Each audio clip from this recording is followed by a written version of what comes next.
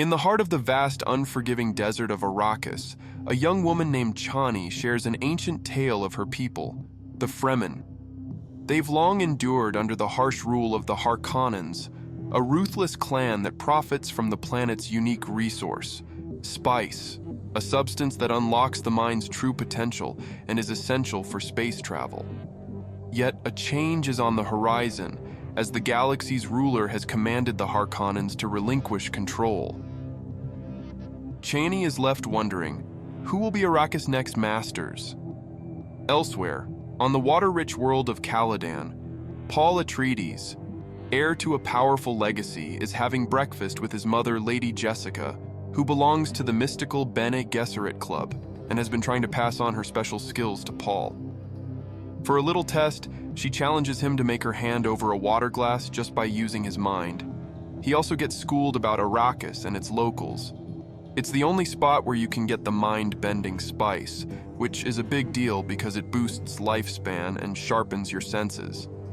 Plus, this spice is a must-have for zipping through space, as it helps space pilots fold space-time to jump instantly between stars. As he learns about Arrakis, he can't help but dream of its endless sands and the mysterious Fremen. His life takes a pivotal turn when his family is tasked with governing Arrakis, a blessing that might well be a curse in disguise. Leto Atreides, with his warrior buddy Gurney Halleck and brainiac Thufir Hawat, welcomes an Imperial rep who confirms that Arrakis is now under their flag. The Emperor is jittery about Leto's rising fame and influence among the Landsraad, a fancy club of noble families.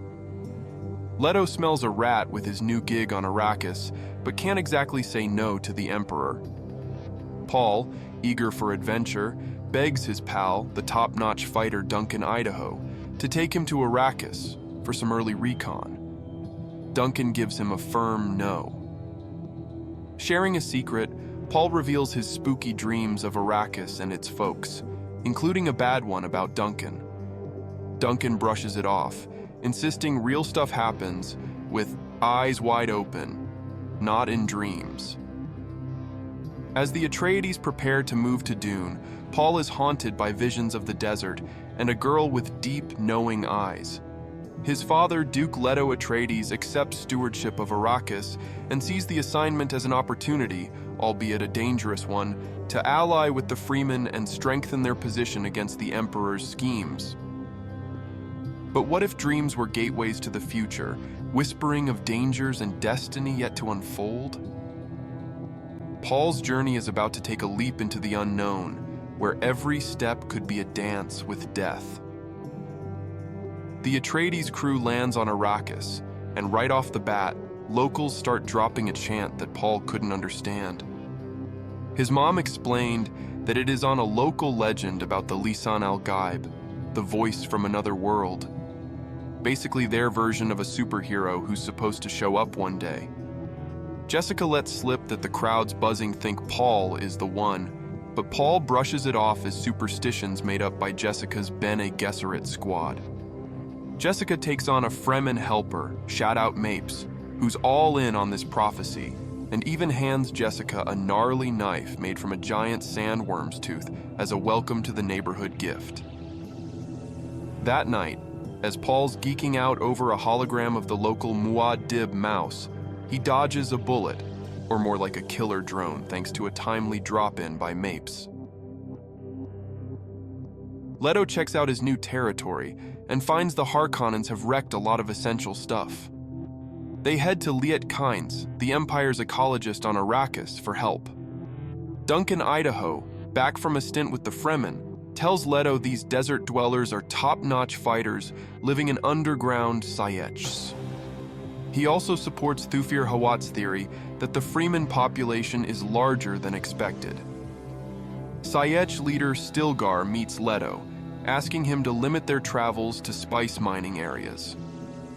Leto disagrees, but promises to respect Fremen lands and not to target them. Paul offers hospitality to Stilgar, who declines and departs. Duncan then shows off Fremen tech to the Atreides, including water-preserving still suits and thumpers to call sandworms. Leto and his crew meet with Liet Kynes for a close look at the spice extraction. Kynes checks their suits and notes Paul's nailed the Fremen style of wearing a still suit, murmuring in the local tongue, he's as native as if born to it. Next, they head out to watch spice harvesting. A giant sand crawler at work lures a sandworm with its noise. When the extraction vehicle's rescue fails, Leto swoops in with his team in small flyers, saving the workers. Amidst the chaos, Paul, overwhelmed by the spice's fumes, hallucinates future events, including visions of Chani. Gurney saves him just as a sandworm engulfs the crawler. Dr. Yue later assures Paul and Jessica that the spice's effects are strong, but not harmful. That night, a troubled Leto senses danger, finds no response from security, and discovers Mapes dead. He's then paralyzed by a dart from Yue, who admits his betrayal. The Harkonnens have his wife, forcing him to betray Leto. Yue gives Leto a poisoned tooth, hoping it'll take out the Baron when used. Gurney snaps to action, leading a defense as Harkonnen and Imperial Sardaukar forces launch their surprise attack.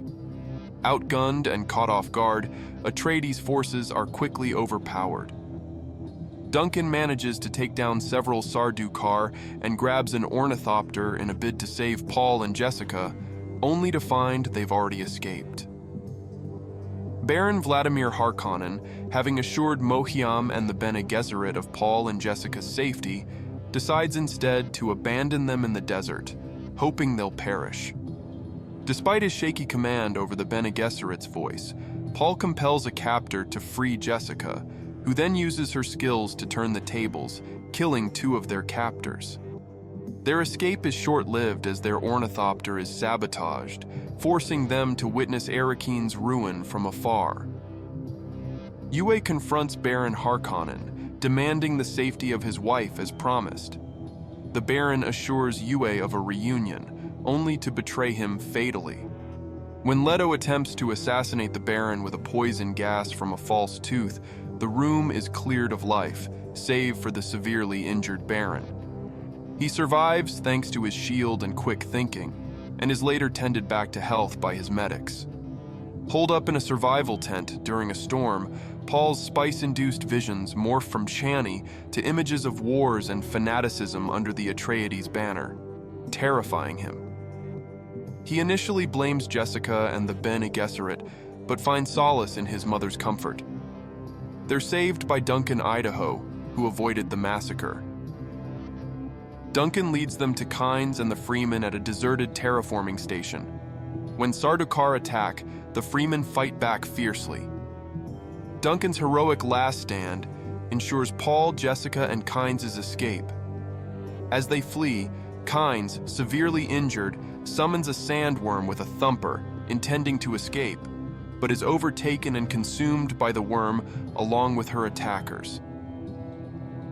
Navigating a brutal sandstorm in an ornithopter, Paul's guided by a vision to trust the storm's path, resulting in their survival despite the thopter's damage.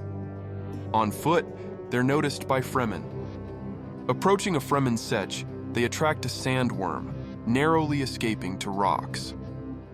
Captured by Fremen led by Stilgar, who acknowledges Paul, Jameis challenges them, aiming to kill. Paul, recognized from his visions, is confronted by Jameis. Jessica's plea to return to Caladan is rejected. Stilgar suggests Paul join them, but considers Jessica too old. Using their Bene Gesserit skills, Jessica and Paul disarm the Freemen, taking Stilgar hostage. Stilgar, recognizing Jessica's abilities, agrees to bring them along after Jameis challenges Jessica to a duel. Paul fights for Jessica, sparing Jameis multiple times before learning Freeman duels end in death. With no choice, Paul kills Jameis, earning the Freeman's acceptance. On their way to the Setch, they witness a Freeman riding a worm, signaling new beginnings, as Chani ominously hints to Paul.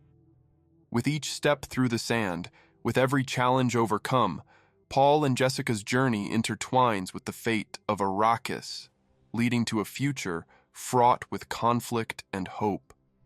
As the desert wind whispers secrets of power and destiny, remember, this is but the beginning of an epic saga where the universe's fate hangs in the balance.